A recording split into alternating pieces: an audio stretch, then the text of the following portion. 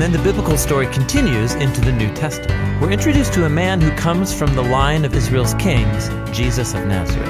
And he said that he was bringing all these promises to their completion. He confronted that dark, mysterious evil that all humanity has given into and resisted its power. And then he announced that God had arrived to rule the world through himself.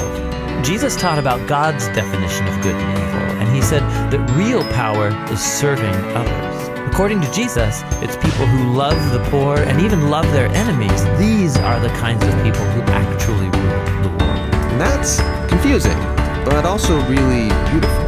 And so is the claim that the story goes on to make about Jesus, that he is God become human, to be for Israel and for all humanity what we could never be for ourselves. He came to take the consequences of our evil into himself, and his sacrificial love proved more powerful and evil than even death itself. So now humanity's presented with a new choice. Represented by a new tree. Stick with the old way of being human, or venture into this new way. And in the story, those who choose the way of Jesus find themselves energized by God's own power. People who know that they are loved and forgiven by God can become people who love and forgive others in return.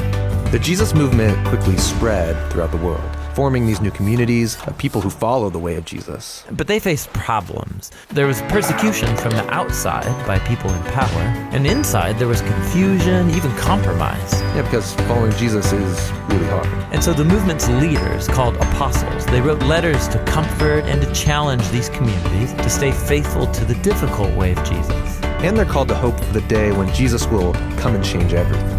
And so the Bible ends by pointing to the future day, when all wrongs are made right, when evil is eradicated, heaven and earth are united, and humanity can rule the world together in the love and power of God.